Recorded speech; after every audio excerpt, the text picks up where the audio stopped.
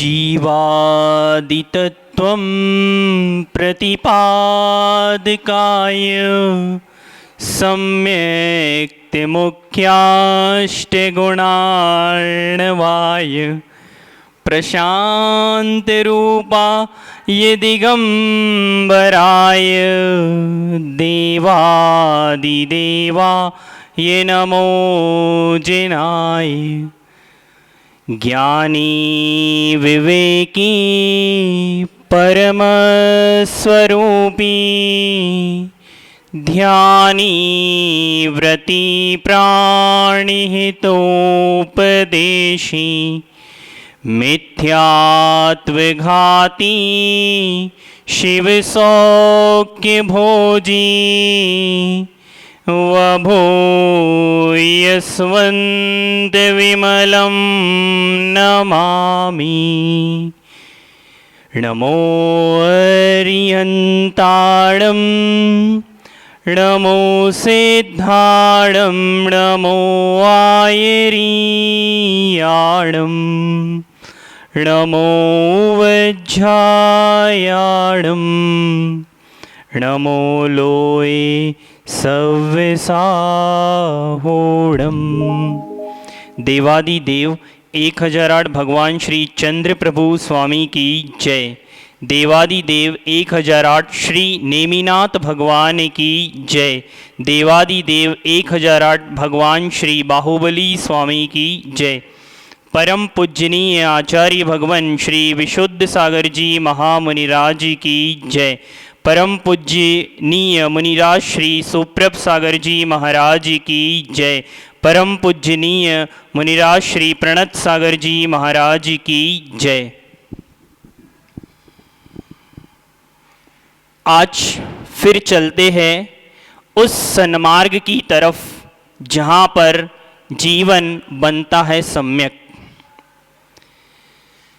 हम सभी यहाँ पर उपस्थित हैं और हमारे दोनों हाथों को जोड़कर परम पूजनीय मुनिराज श्री प्रणत सागर जी महाराज से निवेदन करते हैं कि वे आज उन भव्य जीवों को के विकल्पों को सम्यक राह की तरफ ले चले और पुनश्च आज फिर से हमारी जीवन में एक सन्मार्ग के रूप में सम्यक को जोड़े।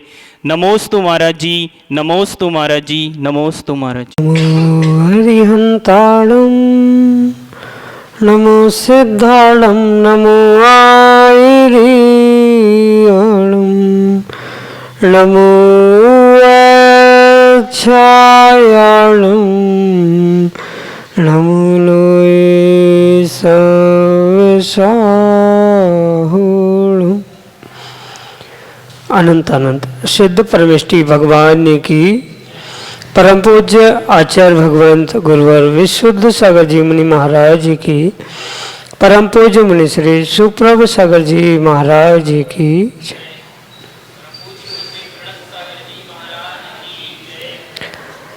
समीचीन विकल्पों का सम्यक समाधान हम सभी को प्रतिदिन प्राप्त हो रहा है। परम पूज्य आचार्य भगवंत गुरुवर विशुद्ध सागर जी महाराज के मंगल सुभाषित से एवं परम पूज्य मुनिश्री सुप्रभ सागर जी महाराज की महती अनुकंपा से परम पूज्य मुनिश्री उस स्वाध्याय की ओर हमें ले जा रहे हैं जो प्रच्छना नाम का स्वाध्याय हमारे बुद्धि को विकसित करने वाला है, जिसमें विकल्प हमारे मन में उत्पन्न होते हैं और उन विकल्पों को समीचीनता का मार्ग दिखलाने वाले निर्ग्रंथ गुरु परम पूज्य मुनि श्री सुप्रभ सागर जी महाराज हमको उन समीचीन विकल्पों का सम्यक समाधान प्रदान करते हैं। तो प्रारंभ करते हैं आज का वह सम्यक समाधान। और आज का पहला विकल्प सारंगपुर मध्य प्रदेश से डॉक्टर अंकित जैन परम पूज्य मुनिश्री के चरणों में बारंबार नमोस्तु निवेदित करते हुए अपना समीचीन विकल्प रख रहे हैं कि महाराज जी राग कर्म और राग भावी हमारी आत्मा का अहित किस प्रकार करते हैं एवं इसका परिहार हम अज्ञानी किस प्रकार करें। हमारे समीचीन विकल्प का सम्यक समाधान करने की अनुकंपा करें। नमोस्तु महाराज जी, नमोस्तु। ओम नमः सिद्धम। परम पूज्य आचार्य भगवान गुरुवर विशुद्ध सागर जी महाराज की।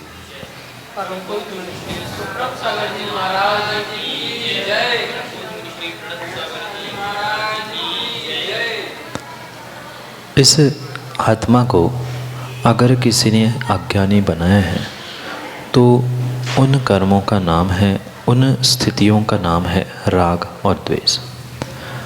उस राग द्वेष जो कि उस मोहनी कर्म के निमित्त से उत्पन्न होता है, ऐसे उस राग और द्वेष से ही यह संसार बढ़ा है और इसी कारण से ही जीव अज्ञानता को प्राप्त कर रहा है। अज्ञानता से बचने के लिए, उस राग द्वेष से बचने के लिए जीव को परिपूर्ण रूप से स्वयं को निर्णय करने की आवश्यकता है और उस स्वयं से स्वयं की निर्णयता से ही जीव परिपूर्ण रूप से उस राग कर्म और राग भाव से बच सकता है। वह राग कर्म, राग भाव, राग परिणति जहाँ जहाँ है वहाँ नियम से कहीं ना कहीं द्वेष भाव, द्वेष कर्म, द्वेष परिणति होती ही है। भले ही व्यक्ति जीव उस द्वेष को स्वीकार करे नहीं करे, पर राग है तो उसकी दूसरी बाजू वह द्वेष रूप होगी ही होगी। जैसे एक ही सिक्का होता है, सिक्के के दो पहलू होते हैं, ऐसे ही इस जीवन के और विशेष करके संसारी अज्ञानी जीवों के ये दो पहलू होते ही होते हैं कि कहीं राग कर्म, राग भाव तो कहीं द्वेष भाव।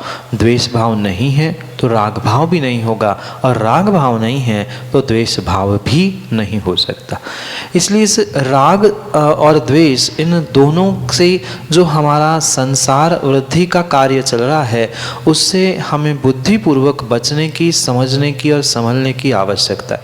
अज्ञानी जीव इन राग भावों से बचने के लिए अपने आप से ये निर्णय करे कि आज तक संसार में घूमने का और रुलने का अगर कोई निमित्त बना है, साधन बना है, तो परिपूर्ण रूप से यह राग भाव ही जीव को संसार में बांध के रख रहे।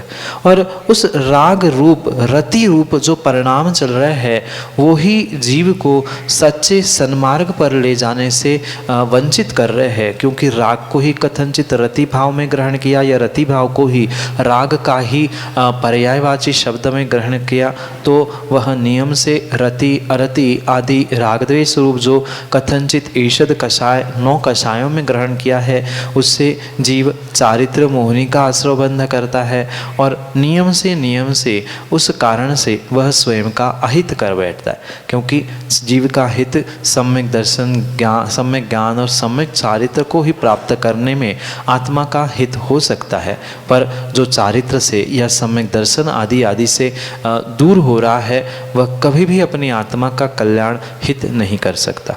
इसलिए अपने हित के लिए, हित को प्राप्त करने के लिए अज्ञानी जीवों को अपनी उस अज्ञान दशा से दूर होने के लिए भी इस राग के साथ द्वेष और द्वेष के साथ राग भावों को, कर्मों को जीतना होगा।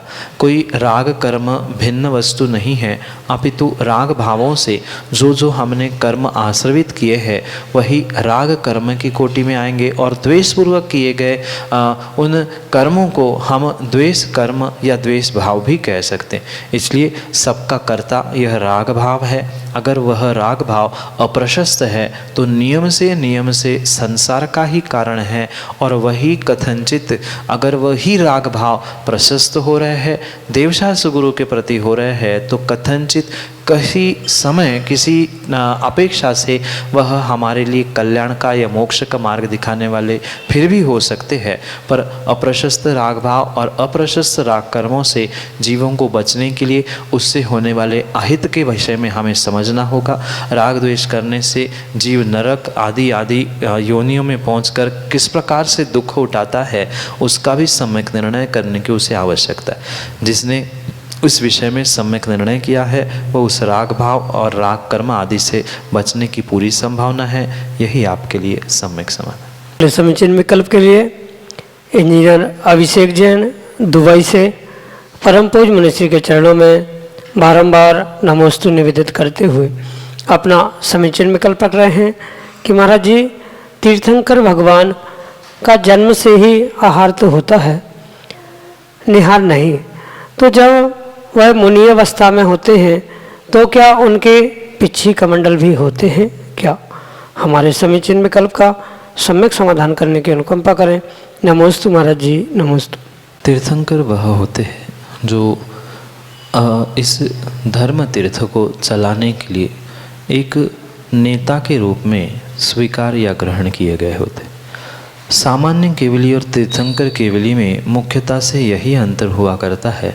सामान्य केवली भी केवल ज्ञान से युक्त होते हैं, तीर्थंकर केवली भी केवल ज्ञान से युक्त होते हैं, पर सामान्य केवली कभी भी धर्म तीर्थ को चलाने के लिए नेता रूप में नहीं ग्रहण किए, पर वही तीर्थंकर तीर्थ को करने वाले यानी तीर्थ को चलाने वाले होने के कारण से उनको बहुत सारे कार्य आने वाले तीर्थ यानी आने वाले दिगंबर मुनि, आने वाले समय के उन त्यागी व्रति आदि आदि के निमित्त से उनको कुछ कार्य करना अनिवार्य रूप से स्वीकार किया गया।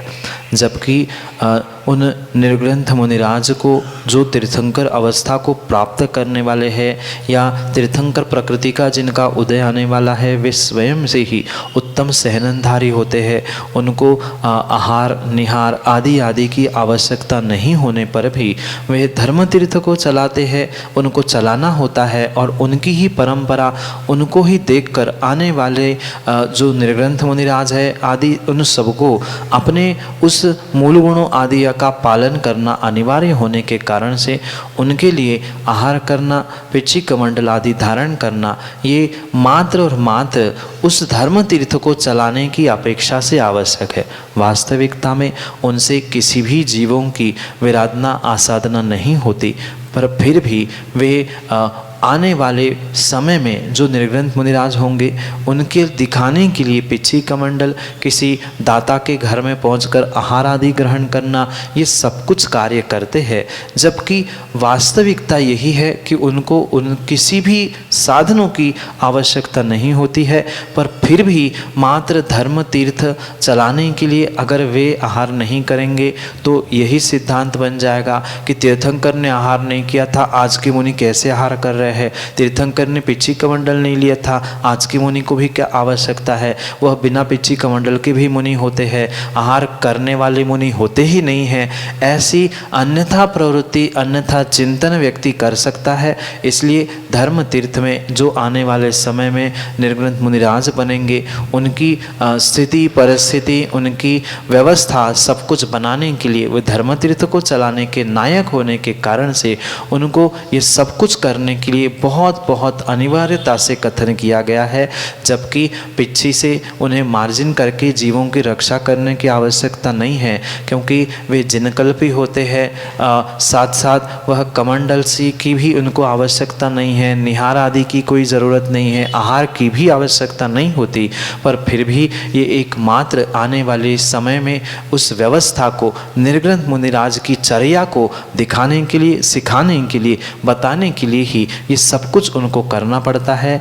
यही आपके लिए सम्यक समाधान। श्रीमती मनीषा जैन, अध्यक्षा बाहुबली महिला मंडल मोराजी सागर, मध्य प्रदेश से परम पूज मनीषी के चरणों में कोटि कोटि नमोस्तु निवेदित करते हुए अपना समीचीन प्रश्न कर रहे हैं कि महाराज जी, जब बारात निकलती है तो दूल्हा पीछे चलता है और बाराती आगे चलते हैं, लेकिन जब अर्थी निकलती है तो मुर्दा आगे और पब्लिक पीछे रहती है, ऐसा क्यों एवं इसमें क्या संदेश निहित है?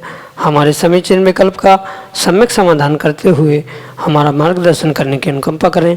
नमोस्तु महाराज जी, नमोस्तु। सुख के सब साथी दुख में न कोय, ऐसा शायद आपने सुना होगा, और यही कुछ संदेश देने के लिए ये सब कुछ कार्य बिल्कुल इस प्रकार से ही किए जाते हैं। जो ये लौकिक क्रिया भी श्रावक के निमित्त से बताई जाती है, उसके भी पीछे कोई ना कोई तर्क, कोई ना कोई लॉजिक, कोई ना कोई अवश्य संदेश संकेत हुआ करता है, जिसके निमित्त से उन क्रियाओं को उस प्रकार से आचार्य भगवंत ने या श्रावकों ने ही, पूर्वजों ने, विद्वानों ने व्यवस्थित किया है। सीधी सी बात है, जब किसी का विवाह होता है वह दूल्हा इसलिए पीछे होता है कि सुख के दिनों में हर कोई उस सुख को, उस खुशियों को लूटना चाहता है। इसलिए वह दूल्हे की या परिवार की खुशी में हर व्यक्ति बारात के रूप में आगे आगे नाचते हुए पहुंचता है, क्योंकि जितनी खुशी उस बारातियों को हो रही है वैसी ही खुशी उस विवाह करने वाले उस वर को हो रही है। ये प्रतीक रूप, ये दिखाने के लिए ये सब कुछ कार्य करते हैं कि बाराती आगे नाचते हैं और वह वर पीछे पीछे चलता है। क्यों? क्योंकि वे सुख के क्षण है। और सीधी सी बात है, संसारी जीवों की ऐसी परिणति है, अच्छे दिनों में हर कोई साथ देने के लिए पहुंच जाता है, पर वही जैसे ही दिन बदल जाते हैं तो कोई भी साथ देने वाला नहीं होता। जबकि जीवन से भी अगर कोई परम सत्य बात है तो वह मृत्यु है, पर मृत्यु के समय पे जब भी वह शव यात्रा होती है, मुर्दा आगे चलता है और दुख के समय में, बुरे दिनों में व्यक्ति सीधी से स्वार्थ के कारण से ही कुछ कुछ अंशों में पीछे हो जाता है। ये साक्षात इसी का ही प्रतीक है, संसारी जीवों के स्वार्थ परिणति का ही प्रतीक है कि बारात में सुखी हों ये दिखाने के लिए वे आगे आगे दौड़ते हैं, और दुख के दिनों में मैं हूँ तो पर आपके साथ नहीं हूँ, आपके पीछे हूँ, ये दिखाने के लिए उस जब शव यात्रा निकलती है, मुर्दे के सब जीव लोग पीछे पीछे चलते हैं। जबकि ये परम सत्य है कि विवाह हो नहीं हो, बारात निकले नहीं निकले, पर सबका जनाजा, सबके वह शव यात्रा अवश्य ही निकलती है। पर परिपूर्ण रूप से यही सत्य को स्वीकारना होगा, मरते समय, दुख के समय में कोई किसी का साथ नहीं होता, सुख के समय में फिर भी जैसे बने हर कोई साथ देता है, क्योंकि सुख के सब साथी, दुख में न कोई, दुख में कोई भी किसी की हिस्सेदारी करना नहीं चाहता। न सुख में न दुख में हिस्सेदारी होती नहीं है, पर फिर भी सुख के दिनों में, अच्छे दिनों में हर कोई व्यक्ति आपसे जुड़ना चाहता है, साथ देना चाहता है, पर दुख के दिनों में नहीं देना चाहता। इसी कारण से ये लॉजिक से, तर्क से ही ये व्यवस्था शायद विद्वानों ने, पूर्वजों ने बनाई होगी। यही आपके लिए सम्यक समाधान। पुष्पा सुभाष काला, सेलू, परभणी, महाराष्ट्र से अगले समीचीन विकल्प के लिए ऑडियो मैसेज के रूप में हमारे सामने। पुष्पा सुभाष काला, सेलू, परभणी से। गुरुदेव, जब आप मेरे सवाल का जवाब देते हो तब मुझे नई ऊर्जा मिलती है और मेरे मन में समाधान रहता है, सकारात्मक सोच हो जाती है और आपके वचन से मैं बहुत खुश हो जाती हूँ। गुरुदेव, हम जब प्रार्थना करते हैं तो उसका असर किसी भी क्षण पे हो जाता है। विकट से विकट परिस्थिति में हम प्रार्थना न भूले और सोच मेरी सकारात्मक रहे, इसलिए मैं क्या कर सकती हूँ गुरुदेव? सम्यक समाधान में मेरा समाधान कीजिए। तो जीवन का स्वभाव है, सुख और दुख जीवन में लगे हैं। अनुकूलता, प्रतिकूलता, इसका ही नाम कथनचित जीवन है। संकट आना, विपरीतता होना, ये इस कर्माधीन मनुष्य के निमित्त से कथनचित होने वाली सहज सहज घटनाएं हैं, क्योंकि कर्म की सत्ता वर्तमान में जीव के साथ होने से ये कभी विपत्ति, कभी आपत्ति, कभी संकट, कभी दुख, तो कभी कभी बीच बीच में सुख भी प्राप्त होता है। सुख के दिनों में हर कोई व्यक्ति भगवान का स्मरण करता है, पर अगर सदैव प्रत्येक काल में वह भगवान का स्मरण करता रहेगा तो वह कभी उसे दुख का दिन, कष्ट की, विपत्ति के दिनों को प्राप्त करने की संभावना ही नहीं होती। जैसे कहा जाता है, दुख में सुमरण हर करे, सुख में करे ना कोई। जब व्यक्ति दुख में तो फिर भी कभी कभार भगवान को याद कर लेता है, भगवान का स्मरण कर लेता है, पर अगर सुख के दिनों में परिपूर्ण रूप से सततता से वह प्रभु, देव, शास्त्र, गुरु आदि की प्रार्थना में लीन रहेगा तो कभी भी उसके सामने दुख आ ही नहीं सकता, आपत्ति आ ही नहीं सकती। और क्वचित कदाचित किसी पूर्व कर्म के नियोग से आपत्ति, विपत्ति, दुख, कष्ट सामने आ भी जाए तो भी अगर उसकी परिपूर्ण रूप से देवशास्त्र गुरु पर श्रद्धा है और प्रार्थना करने की, भगवान की स्तुति, भक्ति आदि करने की अगर उसको आदत है और सतत उस प्रार्थना में, भक्ति में लीन होने का उसका अगर स्वभाव चल रहा है, अभ्यास है, तो वह दुख में कभी भी घबराता नहीं है। इसलिए सबसे पहले हमें सुख के दिनों में, अच्छे दिनों में भी सतत रूप से प्रभु का नाम स्मरण, देवशास्त्र गुरु की प्रार्थना आदि आदि को प्राप्त करने की बहुत ही आवश्यकता और अनिवार्यता है। जो इसका सतत अभ्यास रखता है वह दुख के दिनों में, आपत्ति के दिनों में भी उस प्रार्थना से, देवशास्त्र गुरु से दूर नहीं होता। पर इसके लिए हमें ये भी बात अवश्य समझनी भी होगी, मात्र प्रार्थना पढ़ने आदि से काम नहीं होगा, अपितु हमें उन देव शास्त्र गुरु पर अकाट्य श्रद्धा करते हुए उनके उपकारों का बोध सतत होने की आवश्यकता है।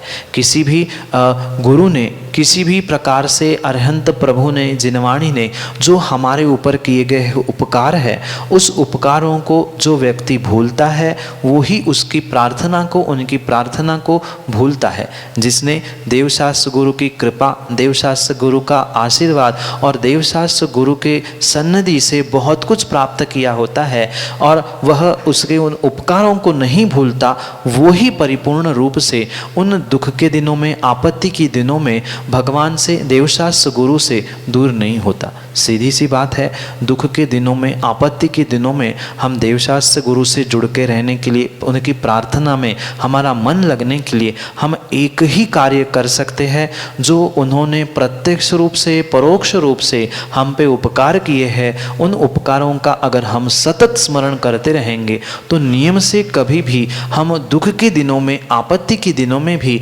दुखी नहीं हो सकते। आपत्ति आना, दुख आना, कष्ट आना, ये तो फिर भी कर्म के कारण से संसारी जीवों में स्वाभाविक सी बात थी, पर फिर भी वह अगर उन दिनों में भी अगर हम प्रभु का नाम स्मरण करते करते, गुरु का नाम स्मरण करते करते अगर उनके उपकारों का भान करते रहे, उपकारी का स्मरण करते रहे, तो वह परिपूर्ण रूप से हमारे लिए कल्याण का मार्ग देने वाला, उस विषमता में भी सकारात्मकता देने वाला हो सकता है। हम अपने सोच को पॉजिटिव या सकारात्मक करने के लिए भीतर से, स्वयं से ही हमें एक ऊर्जा लाने की आवश्यकता है कि ठीक है, मैंने आज तक इतना किया तो जो हो रहा है वो अच्छा हुआ और अच्छे होने की संभावना होने के कारण से मैं और अच्छा सोचूं, जो भी हुआ है अच्छे के लिए हुआ है। अगर ये वाक्य माँ हमेशा याद रखोगे तो विपत्ति के काल में भी कभी दुख परेशानी नहीं होगी और आपकी सोच भी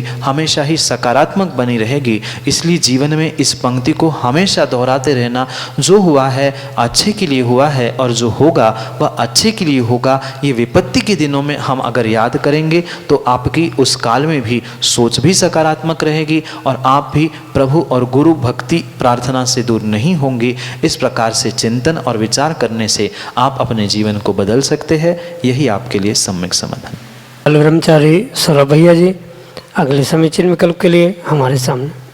जी महाराज श्री के श्री चरणों में सिद्ध और शुद्ध भक्ति सहित मेरा कोटिशः नमोस्तु। पूज्य महाराज श्री से मेरी एक समीचीन विकल्प है जिसका आप सम्यक समाधान दीजिए। जैसे आप प्रतिदिन हम सभी का एक श्रेष्ठ श्रावक बनने की कला सिखा रहे, तो आपने उस श्रावकाचार में अनेक बातों का वर्णन किया, लेकिन मैं यह जानना चाहता हूँ कि वह श्रेष्ठ श्रावक बनने के लिए मुख्य कर्णधार कौन सी चीज होगी, यह आप बताएं और मेरी इस समीचीन विकल्प को सम्यक रूप दें। नमोस्तु महाराज जी, नमोस्तु। भैया जी, जीवन के कई सारे कार्य ज़रूरी नहीं है कि मात्र किसी एक साधन से, एक हेतु से या एक ही बात से सिद्ध हो जाए या प्राप्त हो जाए। जीव को एक कार्य की सिद्धि के लिए अनेक सारी बातों का, बहुत सारे कार्यों का और बहुत सारे साधनों का ध्यान रखना बहुत बहुत अनिवार्य है। और ऐसे ही श्रावक, सदश्रावक बनने के लिए जीव को, उस व्यक्ति को परिपूर्ण रूप से बहुत सारी बातों का ध्यान रखने की बहुत बहुत अनिवार्यता है। मात्र एक की ही मुख्यता से अगर कार्य किया जाए तो वह सर्वथा सफल हो ज़रूरी नहीं होता। इसलिए एक श्रावक कुल में जन्मे हुए जीव को सदश्रावक बनने के लिए आचार्य भगवान तो बहुत सारे कार्य, बहुत सारी क्रियाओं को समझाते हैं। और जब जिस क्रियाओं को समझाया जाता है तब उसकी मुख्यता से वहाँ पर वर्णन करते हुए सर्वा उस क्रिया को ही कहा जाता है। पर साथ में ये बात भी अवश्य ध्यान रखनी होगी कि कम से कम 3 बातों को श्रावक बनने से पहले, श्रद्ध श्रावक बनने से पहले समझने की और प्राप्त करने की आवश्यकता है, जो कि श्रावक शब्द में ही स्वयं निहित है। श्रद्धा, विवेक और क्रिया। वह क्रिया भी आवश्यक है, विवेक भी आवश्यक है और श्रद्धा भी आवश्यक है। श्रद्धा सम्यक दर्शन का रूप है, विवेक सम्यक ज्ञान का रूप है और वह क्रिया सम्यक चारित्र का रूप है। श्रावक के पास वास्तव में रत्नत्रय नहीं है, पर फिर भी उसकी प्राप्ति के लिए उसको श्रद्धा, विवेक और क्रिया होना अनिवार्य कहा गया है। और अगर हम कर्णधार की ही बात करें, क्योंकि कोई क्रिकेट की टीम हो, कोई खेल की भी टीम हो, कोई संघ हो, कोई समाज हो, तो उसका कोई ना कोई कर्णधार मुखिया अवश्य होता है। तो श्रावक को सदश्रावक बनने के लिए वास्तव में एक कर्णधार की आवश्यकता है, जिसे आचार्य भगवान समंतभद्र स्वामी उस श्रावकाचार में कहते हैं, दर्शनम कर्णधारम तम। वह सम्यक दर्शन ही इन सबका मुखिया है, सबका कर्णधार है। जो क्रिया है, विवेक है, वह परिपूर्ण रूप से तभी सफल है जब वह सम्यक दर्शन रूपी प्रत्यय साथ में जुड़ा है। सम्यक दर्शन नहीं है तो वह विवेक नहीं है, वह क्रिया नहीं है। परिपूर्ण रूप से सम्यक दर्शन की सत्ता में ही वे सब कुछ श्रावक को सत्श्रावक बनाने वाले हो सकते हैं और सत्श्रावक से भगवान बनाने वाले हो सकते हैं। इसलिए इन सभी क्रियाओं में अगर कोई कर्णधार है, मुखिया है, अध्यक्ष है, तो मात्र और मात्र वह सम्यक दर्शन है। पर उसके बाद ही ये सब कुछ भी आवश्यक है। पहले सम्यक दर्शन और उसके बाद अन्य क्रिया, विवेक, ज्ञान, ये सब कुछ है। पर मुखिया, पहला कैप्टन कोई है तो वह सम्यक दर्शन है। सम्यक दर्शन के अभाव में ये सभी व्यर्थ है। इसलिए मुखिया सम्यक दर्शन है। यही आपके लिए सम्यक समाधान। जैसे कि आप सभी को पता है, परम पूज्य मुनिराज श्री सुप्रभ सागर जी महाराज के मुखार बिंद से हम प्रतिदिन एक ऐसी कला सीख रहे हैं बनने की, जो बना रही है हमें श्रेष्ठ श्रावक।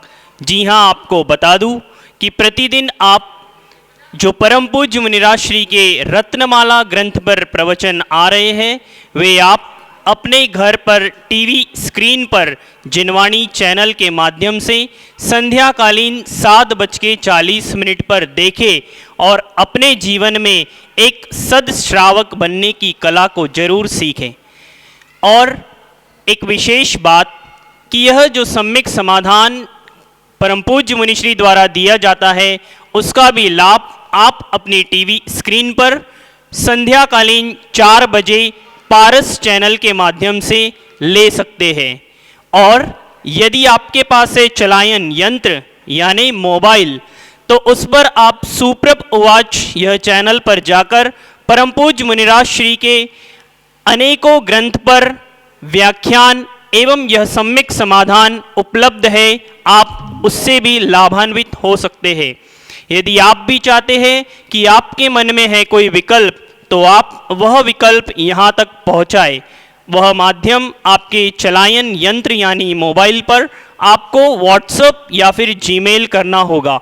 व्हाट्सएप नंबर है 8707548811 और सम्यक समाधान @gmail.com।